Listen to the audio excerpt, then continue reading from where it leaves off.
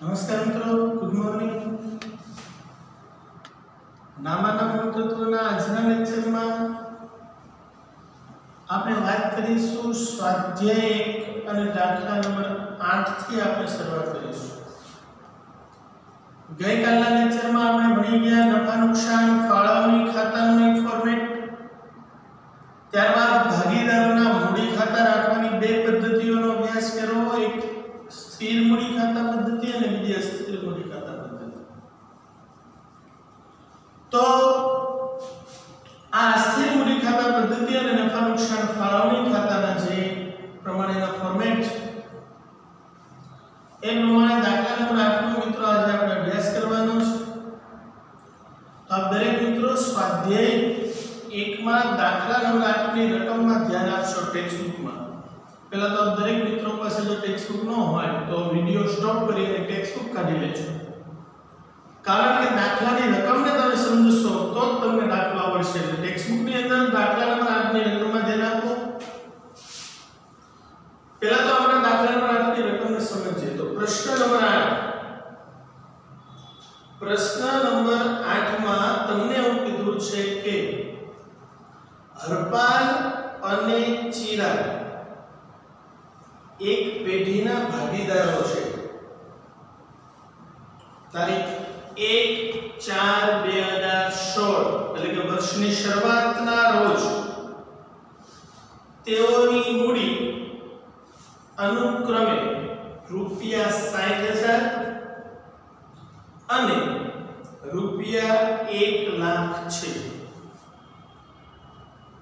વર્ષ દરમિયાન હરપાલે તારીખ 1/4/2016 ના રોજ ₹15,000 નો તથા ચિરાગે તારીખ 1/1/2017 ના રોજ ₹20,000 નો ઉપાડ કર્યો છે.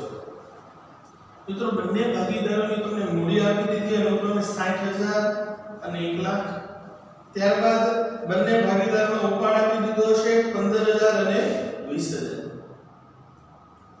ભાગીદારી કરાર પત્રની જે જોગવાઈઓ છે એ નીચે પ્રમાણે છે. અને કરારનામાની જોગવાઈ પ્રમાણે પહેલી જોગવાઈ એવું કહે છે મૂડી પર 12% વાર્ષિક એટલે હવાલો. આ નીચે જે આપ્યા છે કરાર પત્રની જોગવાઈઓમાં એ તમને હવાલા કહેવાય. એટલે હવાલા નંબર 1 માં એવું કીધું છે કે મૂડી પર વાર્ષિક 12% વ્યાજ કરવાનું છે. બીજા હવાલામાં એવું કીધું છે કે ઉપાડ પર વાર્ષિક 9% વ્યાજ વસૂલ કરવાનું છે. એટલે ઉપાડ પર વાર્ષિક 9% વ્યાજ લેવાનું છે.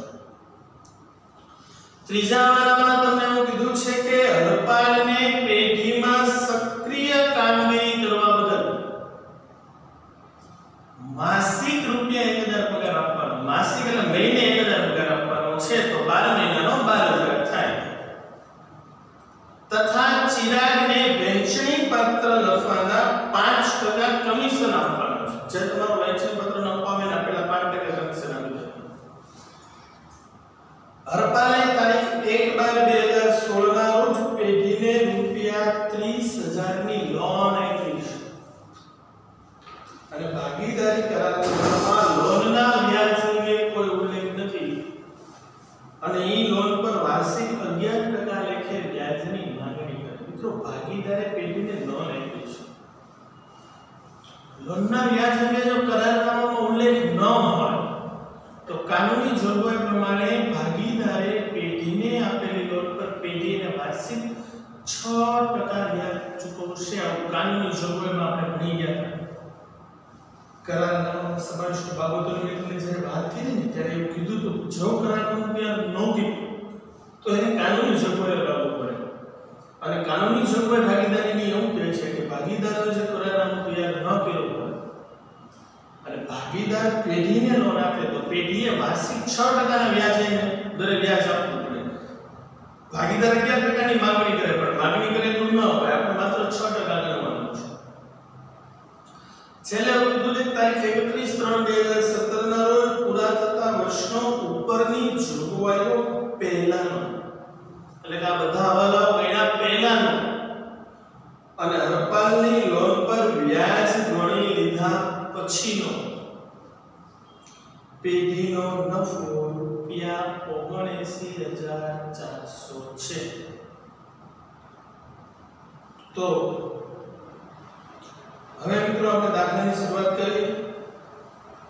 પણ દાખલાની શરૂઆત કરતા પહેલા તમને નીચે વિગતમાં એવું કીધું છે કે ઉપરની વિગતો પરથી પેઢીનું નફા નુકસાન ફાળવણી ખાતું અને ભાગીદારોના મૂડી ખાતા તૈયાર કરો। મૂડી ખાતા બે પદ્ધતિએ લખાય, સ્થિર અને અસ્થિર। અહીંયા કશું કીધું નથી એટલે અસ્થિર પદ્ધતિએ લખવાનું, એટલે એક જ મૂડી ખાતું બનાવવાનું અને એક નફા નુકસાન ફાળવણી ખાતું બનાવવાનું। તો મિત્રો દાખલામાં ખાતા બનાવો, ધ્યાન રાખજો તમારે કઈ રીતના ફોર્મેટ બનાવવાના છે। સૌથી પહેલા તો હેડિંગ મારીશું દાખલા નંબર 8। હેડિંગ મારી હરપાલ અને ચિરાગની ભાગીદારી પેઢીનું।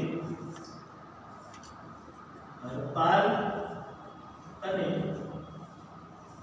ચિરાગની ભાગીદારી પેઢીનું તારીખ 31/3/2018 ના રોજ 17 ના રોજ પૂરા થતા વર્ષનું નફા નુકસાન ફાળવણી ખાતું।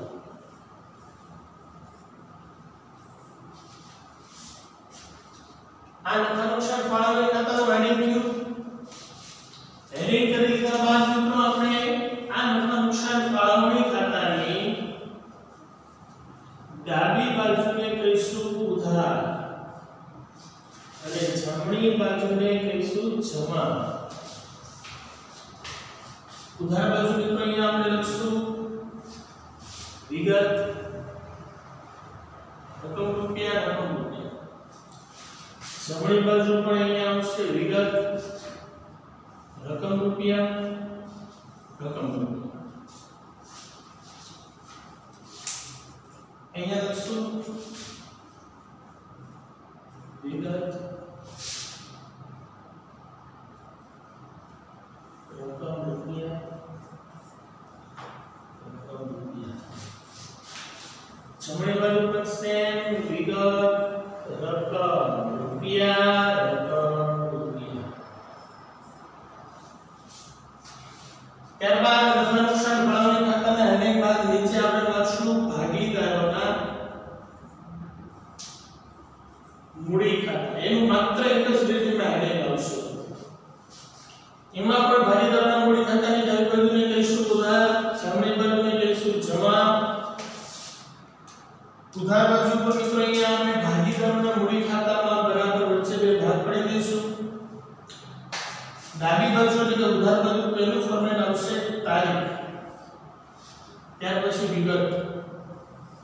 વિગતમાં અહીંયા આવશે બે ભાગીદારોના નામ, હરપાલ અને ચિરાગ। સેમ જમણી બાજુ આવશે તારીખ, વિગત, હરપાલ અને ચિરાગ। તો અહીંયા લખીશ તારીખ, વિગત, જે બે ભાગીદારો હોય એના નામ લખવાનું। પહેલું હરપાલનું, બીજો ભાગીદાર ચિરાગ છે તો ચિરાગનું નામ લખવાનું। સેમ જમણી બાજુ અહીંયા લખશું મિત્રો તારીખ, ત્યારબાદ વિગત, ત્યારબાદ હરપાલ અને ચિરાગ। તો આ જગ્યા તમારા દાખલા નંબર 8 ના નફા નુકસાન ફાળવણી ખાતું અને ભાગીદારોના મૂડી એના ફોર્મેટ। હવે 1 બાય 1 આપણે દાખલાની રકમ ફરી પાછી વાંચીશું અને એક એક હવાલાની અસર આપતા જઈએ। તો શરૂઆત કરીએ હરપાલ અને ચિરાગ, એક પેઢીના ભાગીદારો, એટલે બે ભાગીદારો હતા જેના નામ અહીં આપણે લખ્યા હરપાલ અને ચિરાગ। જો ત્રણ ભાગીદારો હોય તો ત્રણ અહીંયા ખાના બનાવો, અહીંયા બે છે તો બે બનાવો। આગળ તારીખ 1/4/2016 પહેલી એપ્રિલ એટલે વર્ષની શરૂઆતની તેમની મૂડી અનુક્રમે ₹60,000 અને 1 લાખ છે। તો આ ભાગીદારોની કહેવાય મૂડી। શરૂઆતની મૂડી આપણે ક્યાં લખતા હતા તો કે મૂડી ખાતાની જમા બાજુ તારીખ શું લખવાની 1/4/2016 વિગતમાં લખવાનું બાકી આગળ લાવ્યા બાકી આગળ લાવ્યાનો તમે મિત્રો 60,000 અને 1 લાખ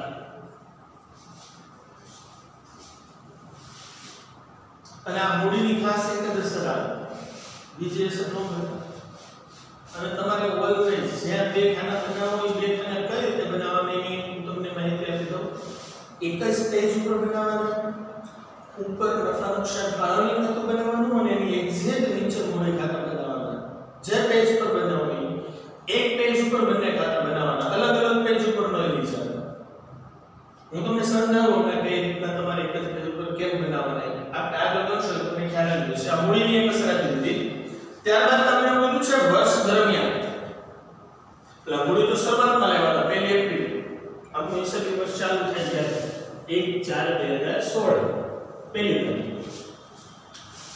ત્યાર પછી વર્ષની દરમિયાન એટલે વર્ષની વચ્ચે ગમે ત્યારે હરપાલે તારીખ 1/4/2016 એટલે પહેલી જ તારીખે શરૂઆતમાં 15,000 તો અહીંયા ઉપાડ કેટલો હતો તો ભાગીદારોના મૂડી ખાતાની ઉધાર બાજુ અહીંયા લખી ઉપાડ કઈ તારીખે કેટલો હતો તો કે 1/4/2016 કોને કેટલો હતો હરપાલે કેટલો તો કે હરપાલે 1/4/2016 ના રોજ રૂપિયા 15,000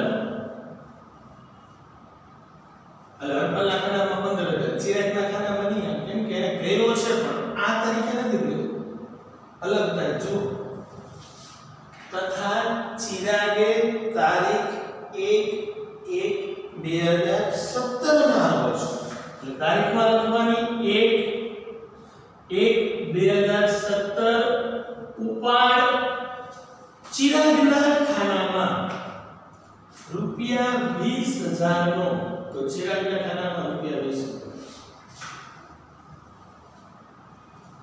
તો મિત્રો આ છે ભાગીદારોના મૂડી ખાતાની મૂડીની અને ઉપાડની અસર મૂડીની જમા બાકી હોય એટલે જમા બાજુ ઉપર લખવાની એની માત્ર એક જ અસર આવે ઉપાડની ઉધાર બાકી હોય એટલે ઉપાડ ઉધાર બાજુ લખવાની એની પણ માત્ર એક જ અસર આવે ખ્યાલ આવી ગયો અલગ અલગ તારીખે ઉપાડ કર્યો છે બંનેનો ઉપાડને અલગ અલગ લખો જો એક જ તારીખે બંને ઉપાડ કર્યો હોત તો મૂડીની જેમ અહીંયા બંને કેમ સાથે લખીને કે અહીંયા 15,000 ને 20,000 લખી નાખો જો બંને એક તારીખે કર્યો હોત તો પણ બંને ભાગીદારો અલગ અલગ તારીખે ઉપાડ કરે છે અલગથી કરશે તારીખ સાથે ત્યારબાદ હવે તમને એવું કીધું છે ભાગીદારી કરારપત્રની જે જોગવાઈઓ છે એ નીચે મુજબ છે આ જોગવાઈઓની અંદર મિત્રો હવે આપણે જે શરૂઆત કરીએ ને હવાલા કહેવાય આપણે 11માં પણ ભણી ગયા હવે હવાલા નંબર 1 કરારપત્રની જોગવાઈમાં કે મૂડી પર વાર્ષિક 12% વ્યાજ ગણવું તો મૂડી પર વ્યાજ ક્યાં આવે કે ભાગીદારોની મૂડી જ્યાં આવે ત્યાં છે કઈ તારીખે ગણાય તો કે વર્ષની છેલ્લે 31/3/2017 વર્ષના અંતે અહીંયા લખવાનું મૂડી પર વ્યાજ કેટલા ટકા છે વાર્ષિક 12% 60,000 ના 12% કરો તો આવશે 7,200 અને 1 લાખ ના 12% કરો એટલે આવશે 12,000 આ મૂડી પર વ્યાજ છે પણ આ હવાલાનું કહેવાય તો એની ઓલવેઝ બીજી અસર થાય અને મેં તમને એટલા માટે એક પેલું બંને ખાતા બનાવવાનું કીધા કે જો તમે આ ભાગીદારોના મૂડી ખાતાની જમા બાજુ લખો તો એની બીજી અસર ઓલવેઝ ઉધાર થાય આપણે 11માં પણ ભણી ગયા ક્યારે બંને અસર જમા ન થાય ક્યારે બંને અસર ઉધાર ન થાય એક જમા તો એક ઉધાર અહીંયા જમા કર્યું તો અહીંયા ઉધાર કરવાનો તો સેલરી મારવાની એટલે ઉપર નીચે આવો તો તમને ખબર પડે અહીંયા મૂડી પર વ્યાજ જમા બાજુ અહીંયા ઉધાર બાજુ લખીશ મૂડી પર વ્યાજ પહેલા અહીંયા ભાગીદારોના નામ લખવાના હરપાલ અને ચિરાગ હરપાલનું વ્યાજ કેટલું તો કે 7,200 ચિરાગનું વ્યાજ કેટલું તો કે 12,000 ટોટલ વ્યાજ કેટલું તો કે 19,200 એને તમારે લખવાના આઉટ કરવાના ખ્યાલ આવી તો આ મૂડી પર વ્યાજનો હલ પૂરો થઈ ગયો, બે અસર થઈ ગઈ. એવી જ રીતે બીજી કરારનામાની જોગવાઈ એટલે બીજો હલ એવો કીધો છે કે ઉપાડ પર વાર્ષિક 9% વ્યાજ આપવાનું. વાર્ષિક 9% એટલે મિત્રો ઉપાડ ગણાય વ્યાજ 31/3/2017 ના રોજ ઉપાડ પર વ્યાજ વાર્ષિક 9%. વાર્ષિક કેટલા ટકા? 9%. તો હરપાલનો ઉપાડ છે ને વર્ષની શરૂઆતની તારીખે કર્યો જો 1/4/2016 એટલે એની ઉપર 12,000 મહિનાનું વ્યાજ ગણાય. 15,000 નો જે હરપાલ ઉપાડ કર્યો ને આ 15,000 ના આપણે કેટલા ટકા વ્યાજ ગણવાનું છે? 9%. તો 15,000 ના 9% કરો એટલે 1350 રૂપિયા 12 મહિનાનું વ્યાજ ગણાય. હરપાલનો ઉપાડ પર વ્યાજ આવશે 1350 રૂપિયા. પણ જે ચિરાગે ઉપાડ કર્યો છે 20,000 નો આ ચિરાગના 20,000 ના ઉપાડ પર 9% એટલે 1800 વ્યાજ થાય. પણ આ 1800 વ્યાજ જે આવે ને મિત્રો એ 12 મહિનાનું આવે છે. આપણે પદ મૂકવું પડે 12 મહિનાનું 1800. જ્યારે ચિરાગે કઈ તારીખે ઉપાડ કર્યો તો કે 1/1/2017 આપણું વર્ષ ક્યારે પૂરું થઈ જાય તો કે 31/3/2017 એટલે પહેલા મહિનાથી લઈ ત્રીજા મહિના સુધીના મહિના ગણો તો પહેલો, બીજો અને ત્રીજો માત્ર 3 મહિનાનું વ્યાજ આપણે ચિરાગના ઉપર લેવાનું. તો 20,000 ના 9% એટલે 1800 એ 12 મહિનાનું આવ્યું. આપણે 3 મહિનાનું જોઈએ તો 3 મહિનાનું કેટલું? તો 3 મહિનાનું કેટલું આવે? 450 રૂપિયા. તો ચિરાગના ઉપરનું વ્યાજ થાય 450 રૂપિયા. ખાસ ગણતરી રાખજો. મહિના મેળવવા આપણે મિત્રો 11 માં હોય આપણે જોઈએ તો હવાલામાં અલગ તારીખ હોય, વર્ષની શરૂઆતની ન હોય. તો જે તારીખે ઉપાડ કર્યો હોય, જે તારીખે ગણવાનો હોય ત્યાંથી લઈને 31/3 એટલે ત્રીજા મહિના સુધીના મહિના ગણવા પડે અને મહિનાના આધારે વ્યાજ જે કંઈ હોય એ અપાય. તો આ થઈ ગયું ઉપાડ પર વ્યાજ. હરપાલનું 1350, ચિરાગનું 450. હવે આ ઉપાડ પર વ્યાજ જે છે એની બીજી અસર. તો બીજી અસર અહીંયા ઉધાર બાજુ મૂડી ખાતાની તો નફા નુકસાન ફાળવણીની જમા બાજુ પ્રોસેસ. તો અહીંયા મિત્રો લખીશ ઉપાડ પર વ્યાજ અનુક્રમે હરપાલ અને ચિરાગ. હરપાલ ઉપાડ પર વ્યાજ 150, ચિરાગ 450, ટોટલ આઉટર કોલમ ઉપાડ પર વ્યાજ 1800 રૂપિયા. રેડી? ત્યારબાદ હવાલા નંબર 3. ત્રીજા હવાલામાં મિત્રો કીધું છે કે હરપાલને પેઢીમાં સક્રિય કામગીરી કરવા બદલ હરપાલ નામનો જો ભાગીદાર હતો એ પેઢીમાં સક્રિય કામ કરે છે અને સક્રિય કામ કરવા બદલ માસિક અંડરલાઈન કરજો માસિક એટલે મહિને રૂપિયા 1000 પગાર આપવાનો છે.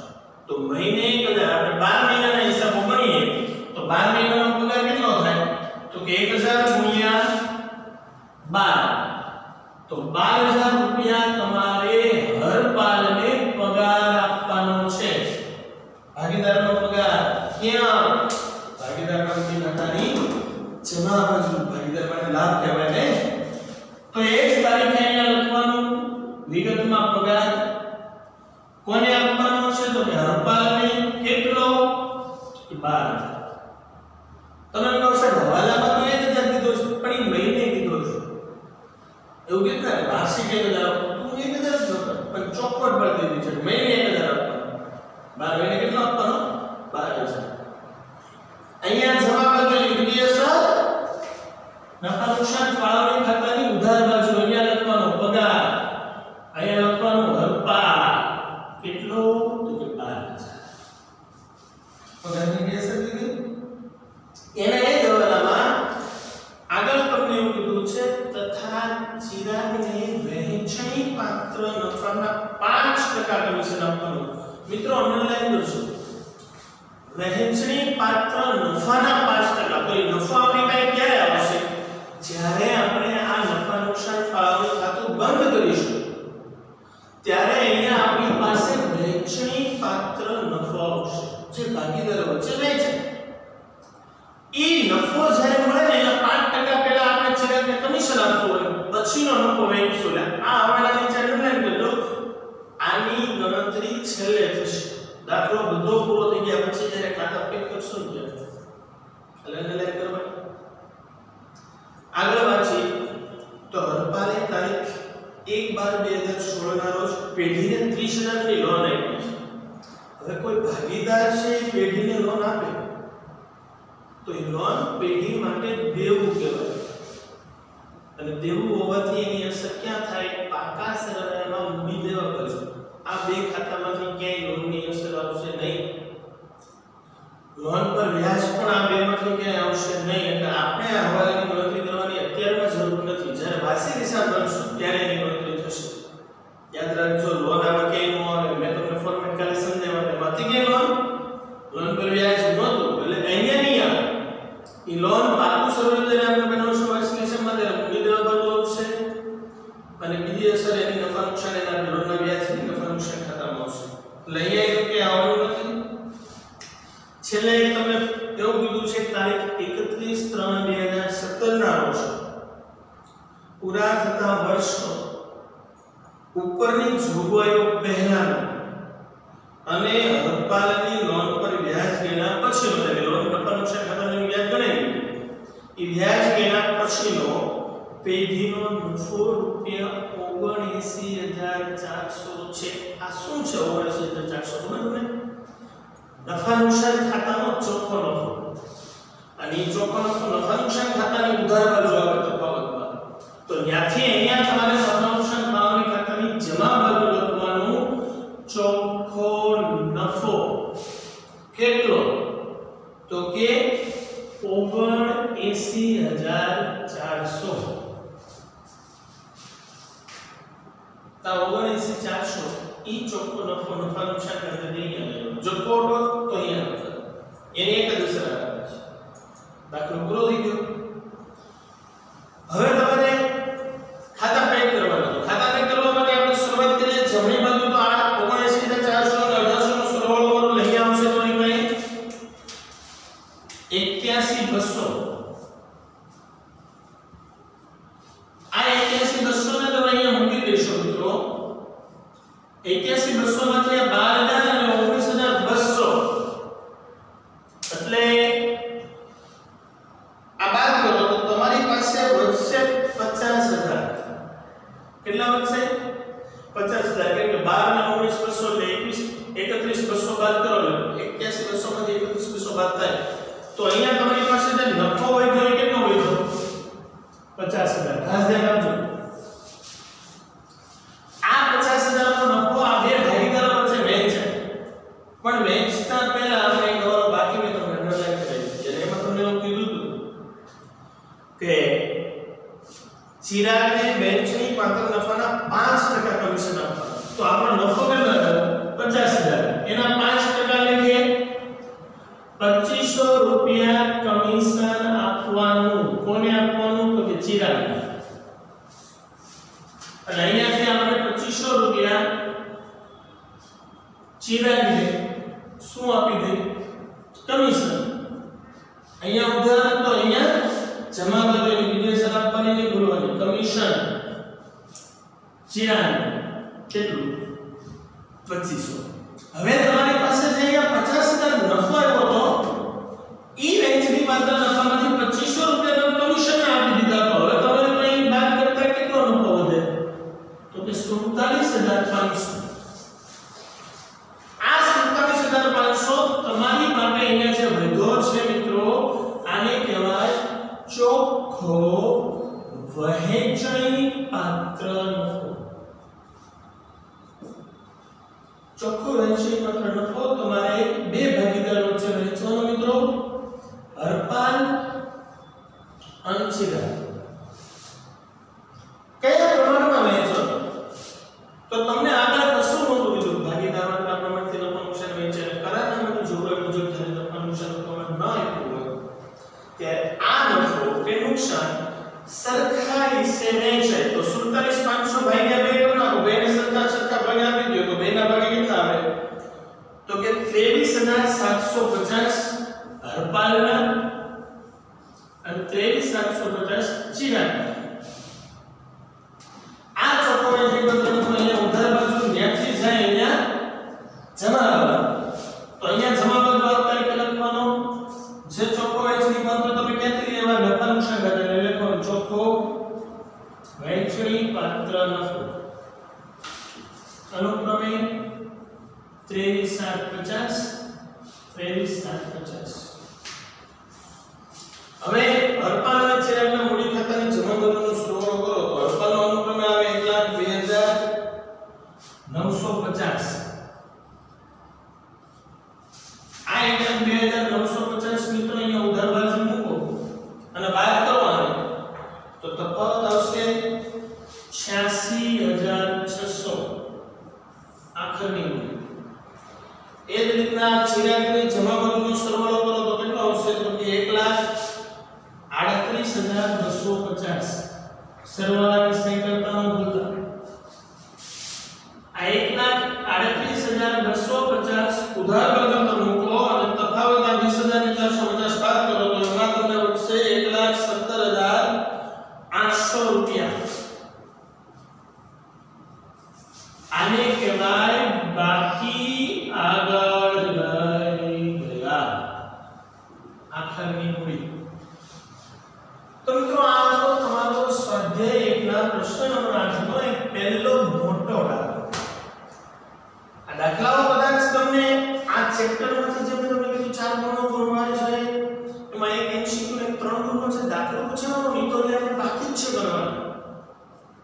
આ દાખલો તમને 3 ગુણમાં નહીં પૂછાય પણ આ દાખલાઓ એટલા માટે શીખવાના છે કે આનાથી તમને 3 ગુણનો દાખલો સરળ થશે અને ખાસ કરીને તમારો વાર્ષિક હિસાબ જે છે એ મજબૂત થાય. વાર્ષિક હિસાબમાં તમને ખ્યાલ આવે કેમ કે તમારે જે અહીંયા વાર્ષિક હિસાબમાં નવા બીજા 2 ખાતા બનાવવાના છે એ આ 2 ખાતા છે. તો પહેલા તે સમજવા. તો ખાસ અગત્યનું આનો જ દાખલો આજે તમારો હોમવર્કમાં 2 વાર જાતે ગણજો. આ 2 વાર જાતે ગણશો એટલે આવડી જશે. છતાં ન આવડે તો થોડી ઘણી મહેનત કરજો મિત્રો. Thank you. આભાર.